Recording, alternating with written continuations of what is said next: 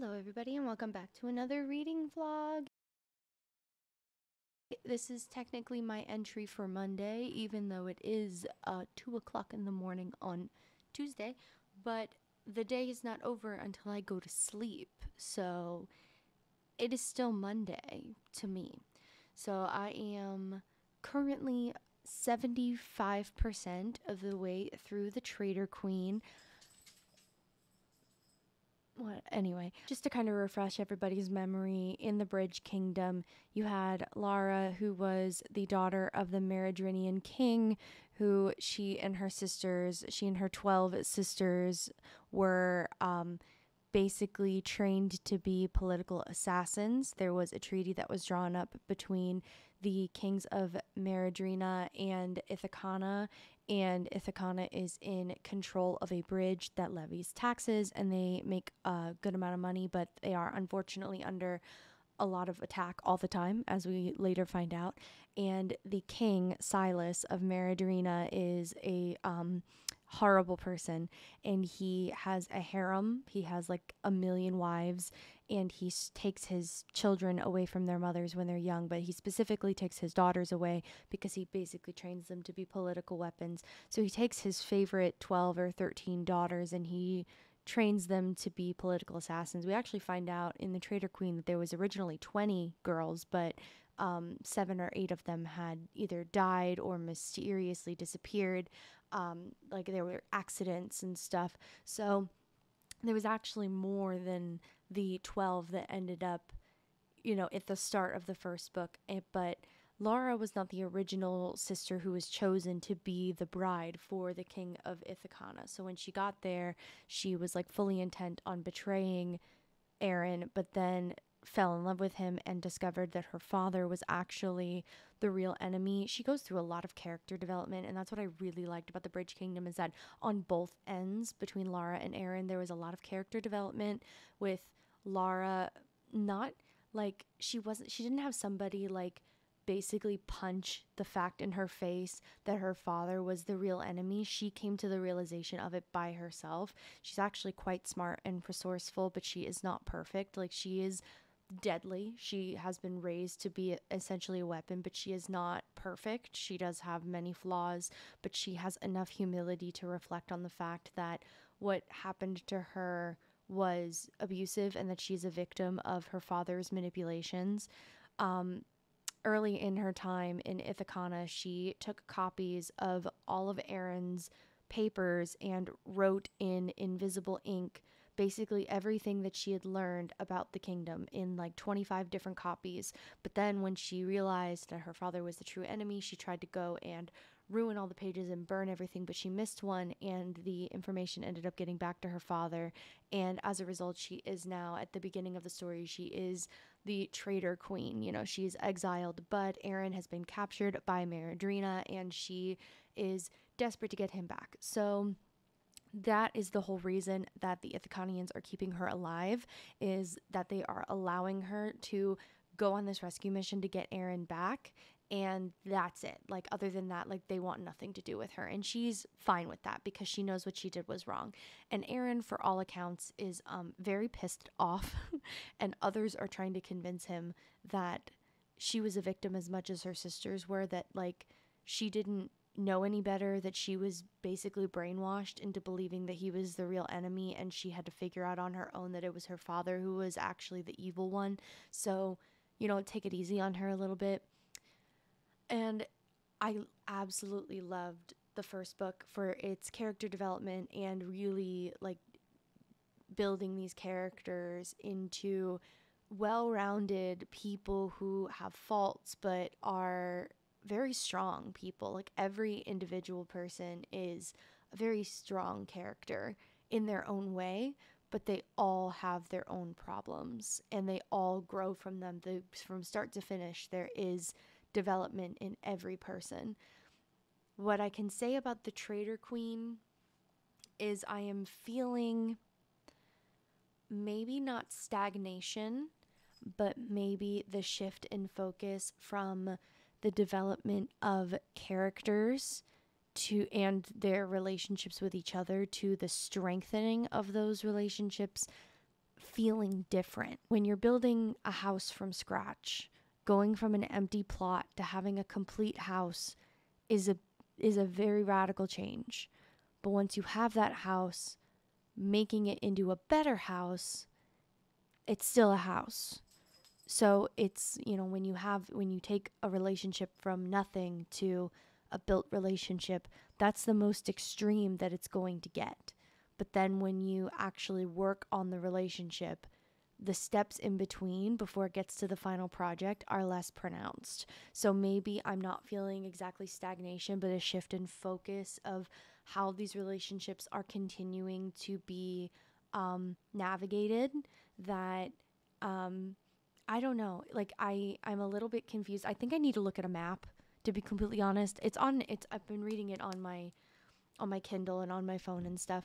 I think I just need to go look at the map, because maybe I'm just getting confused as to where everything is, like where all the countries are, because I know all of the countries that they're talking about, like Maridrina and Ithacana and Valcata and the one that's like based on the Germans or the Swedes or something, and the Amerindians. I did used to get confused because there were the Amerindians and the Maridrinans. Two different people. The Amerindians were like, they lived near the coast. They had a navy. They had a massive navy. But the Maridrinians lived in the desert. So that was a bit difficult for me to like remember like the differences between them, because the words sound similar. But yeah, I think I just need to look at the map and kind of visualize like where all these places are, because I understand like their importance, but I am getting a little confused as to the political intrigue of it all, and like who has relationships with who and why. It is starting to click with me, but this went from being, the first book was about literally just the relationship between Meridrinia and Ithacana, where Lara of Meridrinia went to be the queen of Ithacana. So the main conflict was between Lara and Aaron, and then Lara realizing that her father was the true enemy all along. Well, now there's going to be all-out war because Ithacana lost the bridge. So everybody else is involved. There's a lot more players. There's a lot more intrigue. But as of right now, like I'm not hating it, but I am enjoying it less than the Bridge Kingdom. It is giving me less like adventure, less whimsy. Maybe something will change in the last quarter of the book, but where I'm at right now, like it's good. It is turning. But at this point, I am going to maybe end up rating it lower than the Bridge Kingdom.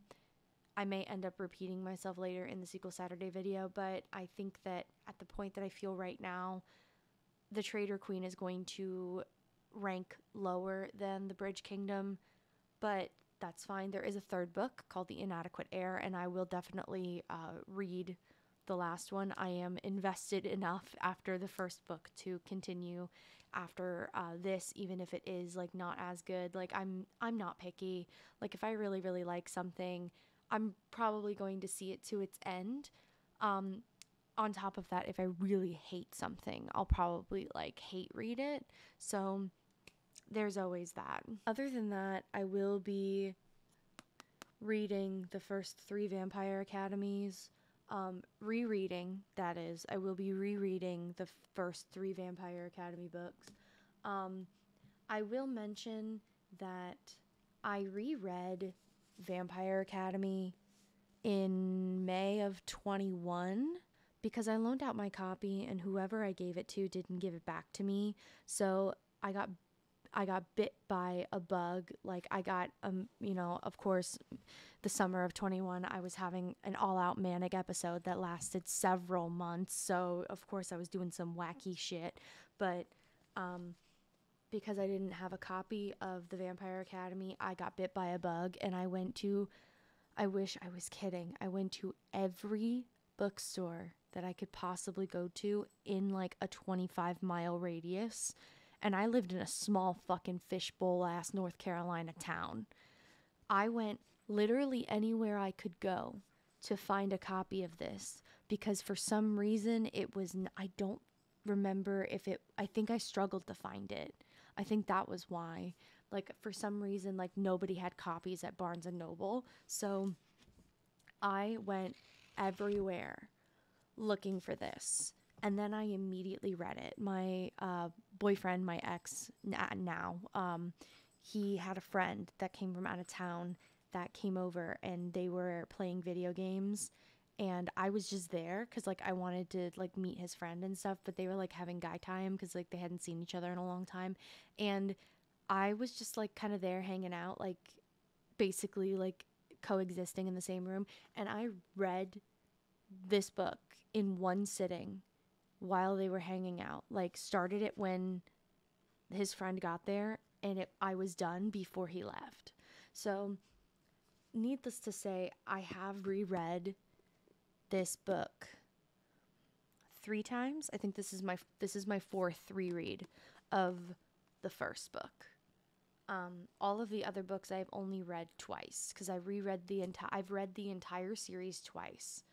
But then I reread this for a third time in 21, and I started reading Frostbite, but I only got about halfway through it. So that is a very, very long-winded way to say that this is 1,102 pages between all of these books that I have to read in, like, the next 2 days. But 1.5 books are going to be mostly skimming. Like, Vampire Academy is going to be mostly skimming, and, like, half of Frostbite is going to be mostly skimming. But Shadowkiss, don't ask me what it's about. Do not ask me. I don't know. I don't know what happened.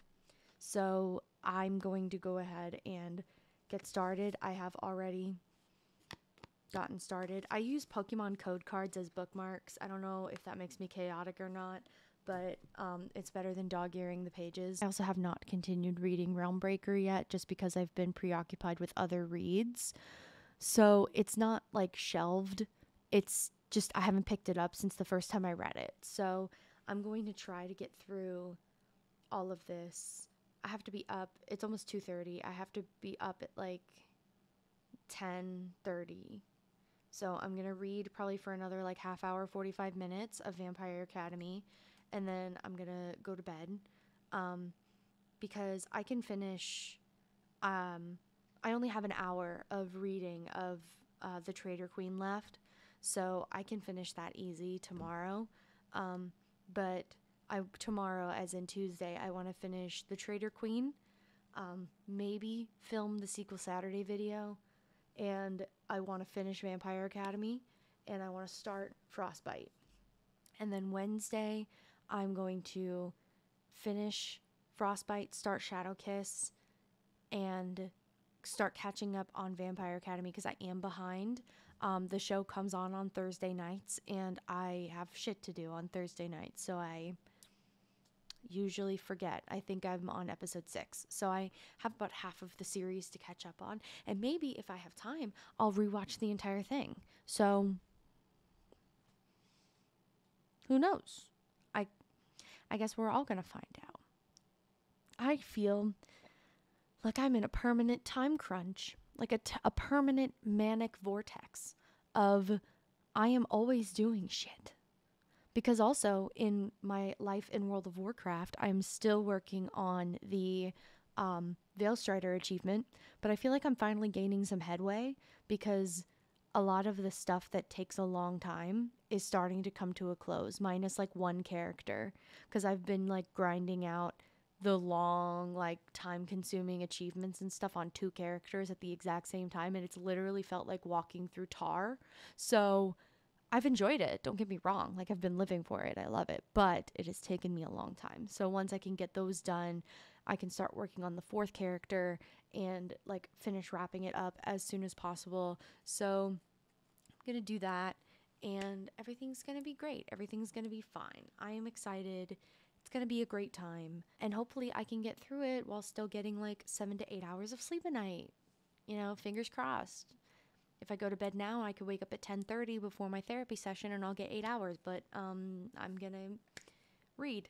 So I'm going to do my best to aim for 7 hours of sleep a week. That was the bipolar coming out. I meant 7 hours of sleep a night is what we're going to aim for. 7 to 8. So I'm going to hope for 8, but 7 at the very least.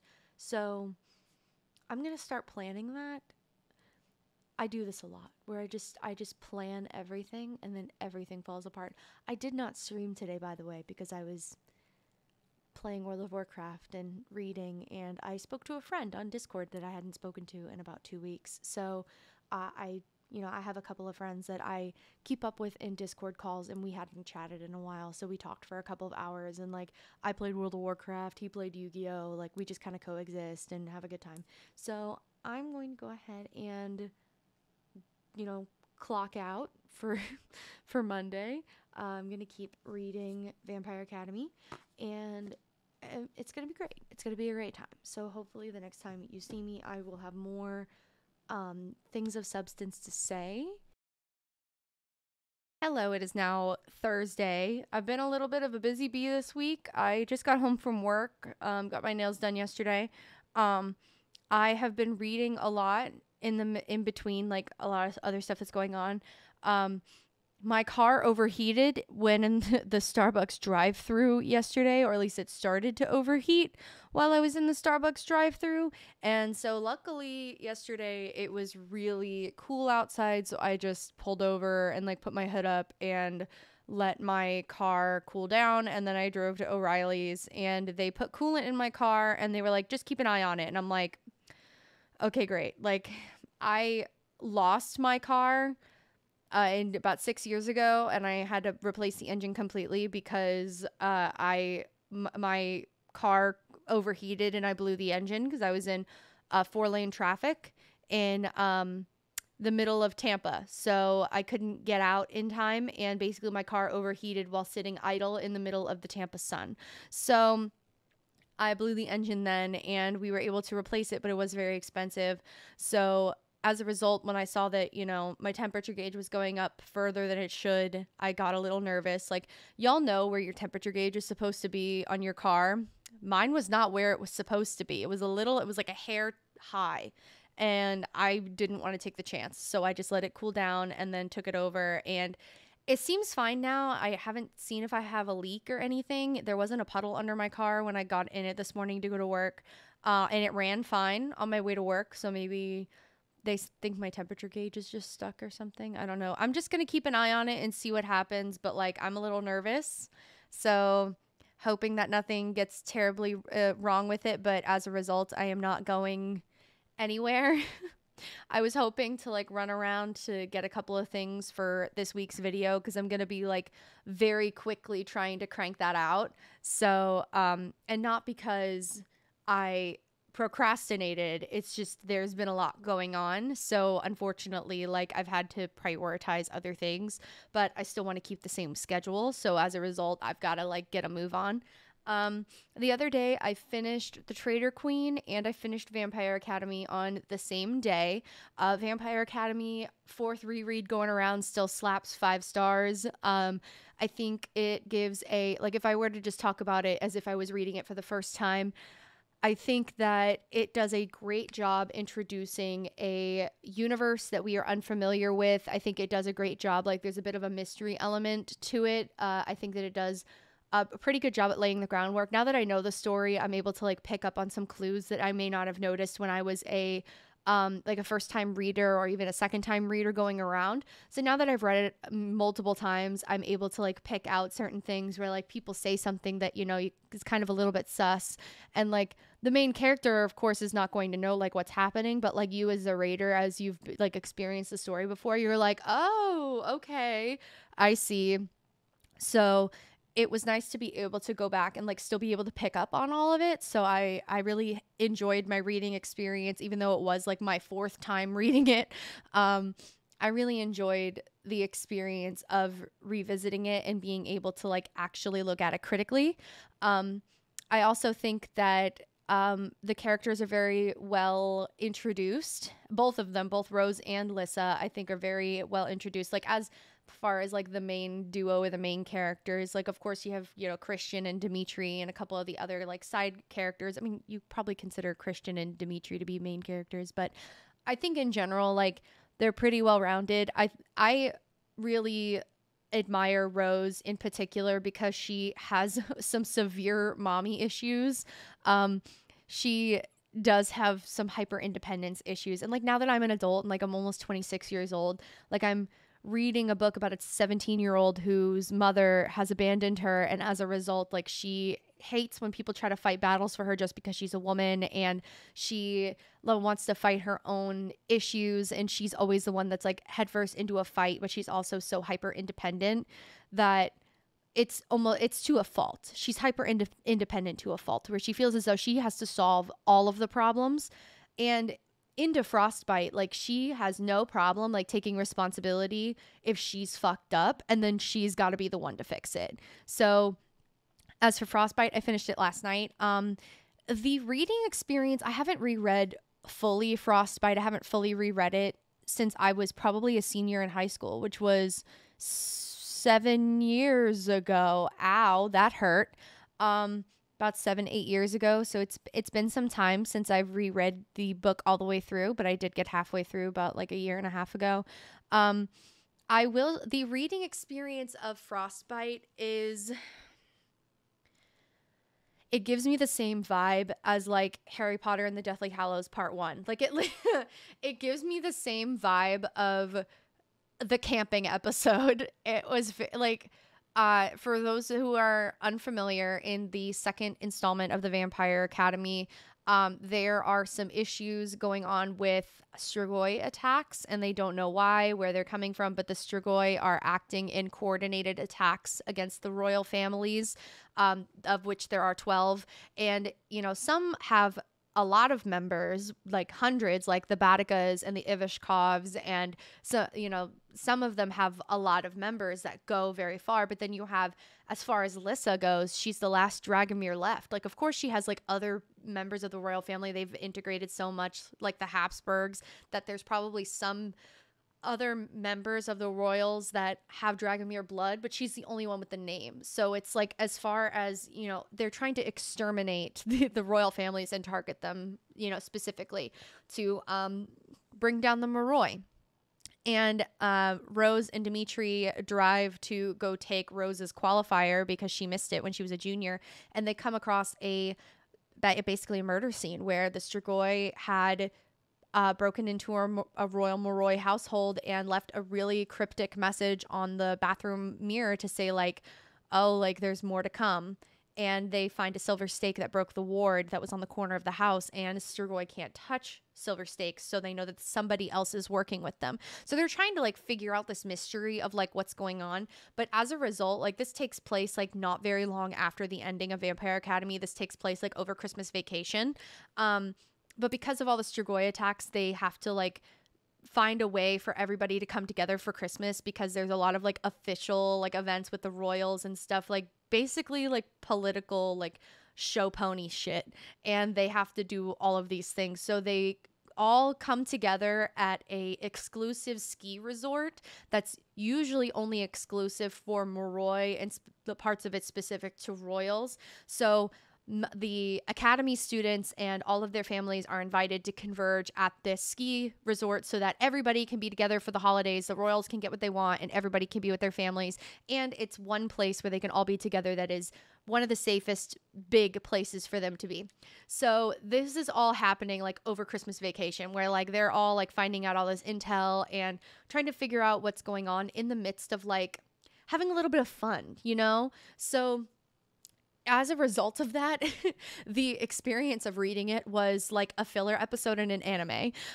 There was a lot of things happening, and very much towards the end, like there's some stuff that happens, but the experience of reading it was just a filler episode. That's all I can say. So I gave it a 4 star. Upon rereading, I did give Frostbite a 4 star because it wasn't bad. It was a good experience. Plus, it like further laid the groundwork for larger conflicts that come later, and this building tension with the Strigoi. It did a really good job building tension towards the end of the book, and the climax of the story and the things that happen and how it builds the characters. I think it does an exceptionally good job at that, but it just like didn't hit as hard as Vampire Academy did. And maybe that's a little bit biased because it's like the first book in the series.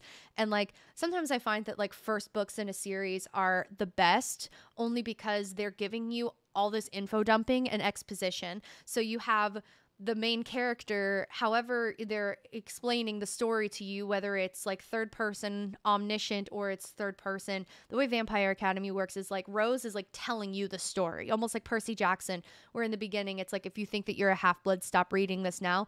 Rose is explaining the story to us as if she's telling it to us by the campfire. So we are not exactly a part of the story. It's more like a recollection. And one thing I always found really interesting about this is the focus on Russian Orthodox Catholicism and just in general Russian and Romanian mythology, because the Strigoi is Romanian for vampire. It's actually like when I went to Romania, if you didn't know that, I spent a summer in Romania. I studied abroad.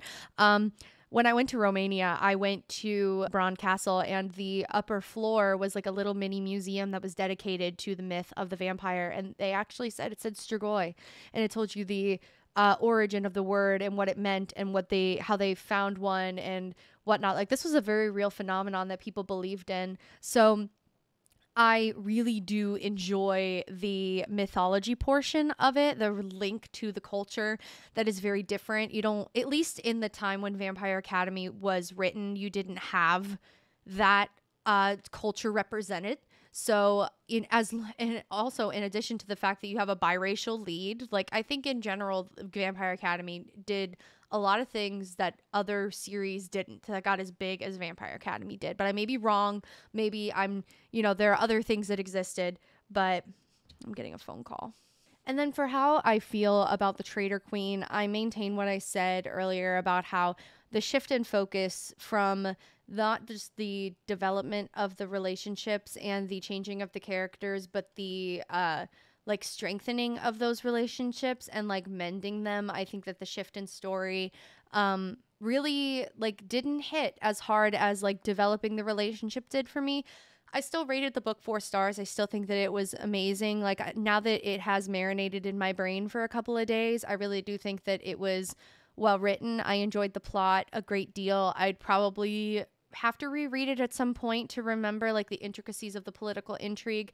I am excited to read the last book in the series, and I'm excited to see how it wraps up. I think that it establishes great tension between the countries, and that the conclusion was rewarding, and that the ending point where the characters are is a good point to be. I do think that conversations between Aaron and Lara were necessary because at the end of the Bridge Kingdom, Lara had, after she was trained and brainwashed to betray the person that she married, upon realizing that her father was the real enemy, and she tried to take it back, and it ended up not, working, and she ended up having to, atone for her sins. I think what the lengths that she goes to are, the lengths that a person who feels guilty would go to. She really does risk her life to save Ithacana in numerous ways, in some ways that might be considered a little too far, but she does almost die on numerous occasions. But in the end, she succeeds and helps, and they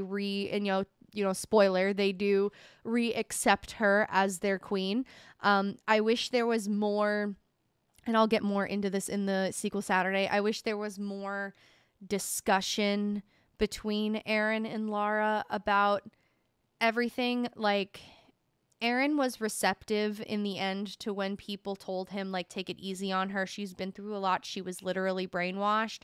But I wish that instead of finding out from not just third parties of what she went through, I wish that she sat down with Aaron to tell him what exactly her father did to her. And she does talk about this a little bit. She tells him that there used to be 20 of the daughters, and in the end there was only 12, that some had died in mysterious instances or ran away or disappeared somehow. So she does explain a little bit of what happened to her, and they end up in the place where she was raised and was trained her entire adolescence into her adulthood. But I wish that there was more of a time where he sat down with her and was like, okay, tell me everything from the top, make it drop. As for Shadow Kiss, I have started it, but as you could see, I have not gotten very far. I started reading it this morning before I went to work. I need to learn how to start things sooner. Honestly, it's not my fault. Honestly, like, I would be like at least halfway through Shadow Kiss and like caught up with the show already if like I didn't have other things that like popped up.